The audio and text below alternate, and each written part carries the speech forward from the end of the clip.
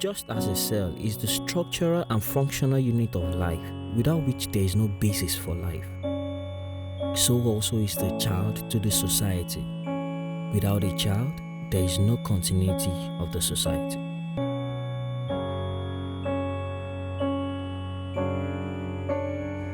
To neglect a child is to neglect the growth and sustenance of the society. To deny a child the right to basic needs of life, food, water, good healthcare system, and so on, is to close our eyes to the possibilities of having a better future.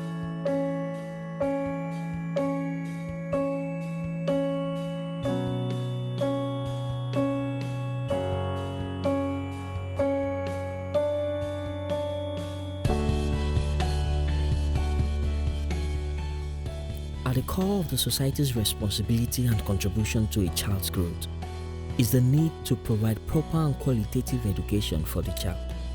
Education is not just a privilege, but a right of every child, and every child, either living in the rural area or urban settlement, either the son of a managing director or that of the driver or his cleaner, is entitled to a sound training in a conducive learning environment with all ancillary facilities, not just within the four walls of a space called classroom.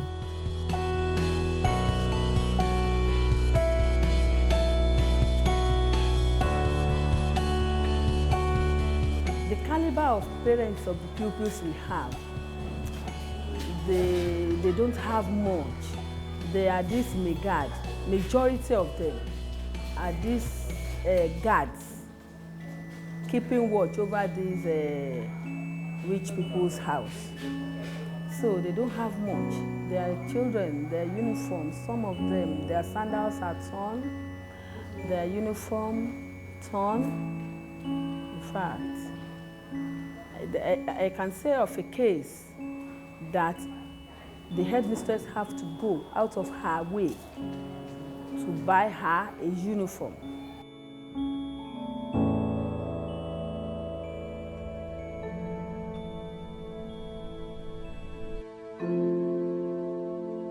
In Africa, especially Nigeria, much emphasis has been placed over time as regards the number of school-age children who are out of school, while little or no concern have been shown to the quality of attention and education offered to those who have shown interest in going to school and sustain this interest by choosing a public school simply because of the huge financial implication of enrolling in a private school. The children are very brilliant. They always come to school punctually and regularly. This is the situation in the very heart of Ikoyi, Lagos State. Right next to a popular private school that houses the children of the creme de la creme in Ikoyi and environ is a government primary school where they encounter every form of challenges you can think of, from inadequate funding of daily running of the school to low staff strength and much more. The staff explains and expresses their predicament. I can reliably tell you that in this school we have 7 teaching staff and 4 non-teaching staff. And out of the 7 teaching staff, I think the head teacher and the assistant head teacher, they are inclusive. And that is to tell you we have just 5 teaching staff that are in the classroom. And if you want to compare the ratio of 5 teachers to 382 pupils, that means you'll be having a teacher to have like 60 to 70 pupils, which is quite, alarming and is really against the conventional rates. The situation in this school of the very same area is pretty much the same as the educational provision for children who are mostly between the age of 3 and 10 years is found to be poor. The population presently is 133 girls, because it's girls. We have 9 staff. Out of the 9 staff, 4 are teaching staff, 2 are administrative staff, then 3 are non-teaching staff. And because we want, because of the ratio, we now brought in the non-teaching to help the teaching staff in the classes. The environment is not in any way safe, not to talk of being conducive for learning. Overgrown weeds all around the lower age classroom, dilapidated buildings, inadequate teachers, unavailability of resource materials. The government gave us books, but the books, over and over, they have not supplied us more. You know, it's the wear and tear on books. The books now, some of them are torn, they have not been replaced. You know, there are things that they should be replacing, and some, they have even done new edition, but we are still with the old edition.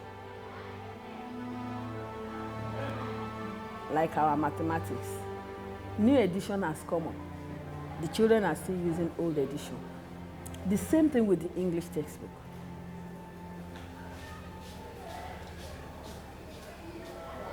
We don't even have social studies textbook at all.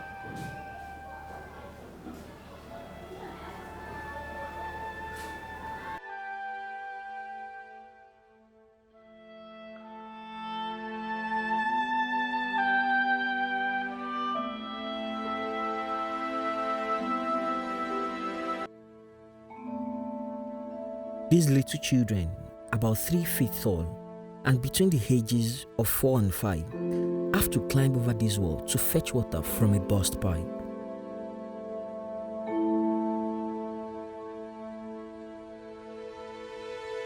The water provision made available for them have not functioned for more than 2 years because the pumping machine have been carted away on 2 different occasions, an indication of the state of security around the school area.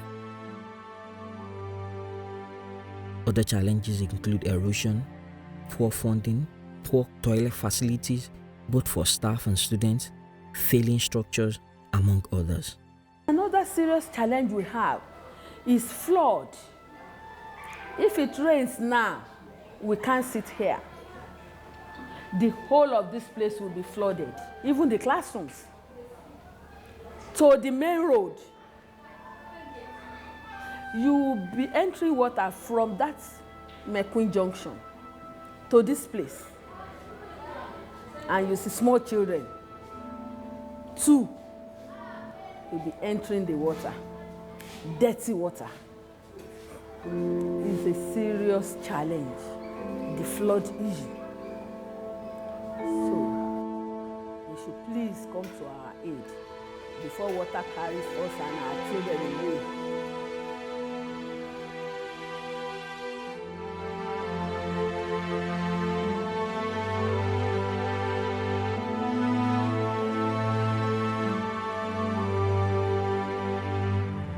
In the midst of all this, Yahweh Healthy Day initiative, among many other individuals, have taken the courage and initiative to contribute their quota to the situation in the schools.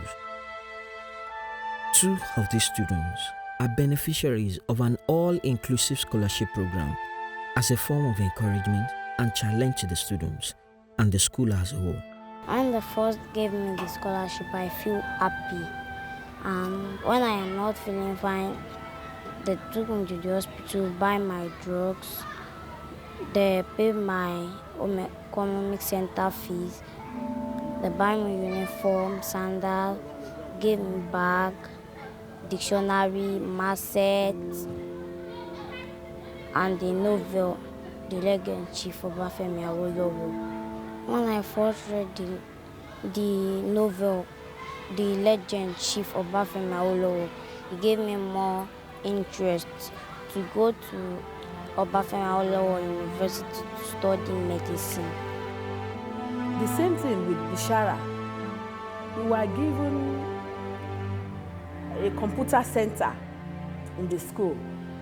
Somebody, Mario Foundation, came to our aid because our children from here, they go to Kefi once a week, and they trek there. It's too long, it's too far. So Mario Foundation came and they built a computer center for the children. So the day of opening, in fact, representative of the Lagos State government, governor was there. Bishara performed marvelously. He gave a speech. Everybody was astonished In this primary school, this is a government school. In fact, they were also happy. I was selected to give vote of thanks to Bonale Mario Foundation on the commissioning day of our Children Activity Center. I was selected to give a vote of thanks. So when I did that. So Yahweh LCDI gave me a scholarship, which I didn't know. Now that I have the scholarship, they will support me in my secondary school and the university to make me a better person in life. So I'm just excited that I will make things better for myself and for my family through the helping of Yahweh LCDI. The scheme is to support them to whatever level of education the students desire, as long as the academic standard and grades are maintained. I will continue to keep a good performance in studying, and I'll be always regular and punctual to school. I will always do my assignments. I always listen to the teacher while she's teaching, so that Yahweh LCDI will not give up on me, and will support my secondary school, which I'm going to Government College, Morocco in Osborne, and my university in University of Lagos, to study hard to become a surgeon.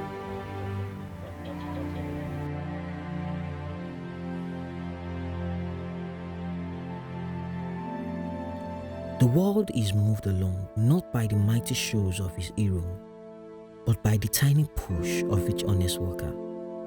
A large portion of this responsibility lies on the shoulders of government, but also the small and meaningful contributions from the society, community, religious institutions, non-governmental organizations, families, and well-meaning individuals would also go a long way in getting our children the well-deserved education in a befitting and proper environment, which will in turn affect the quality of their contribution to national development in the nearest future.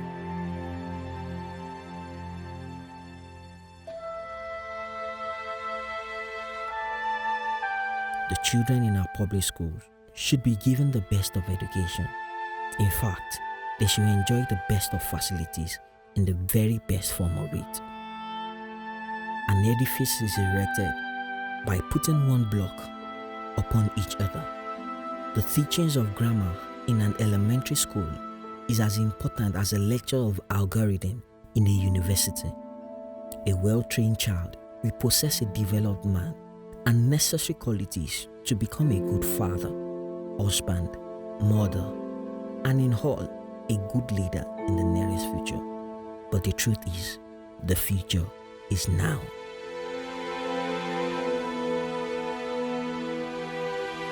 Let us unanimously take responsibility for these children in order to preserve our future.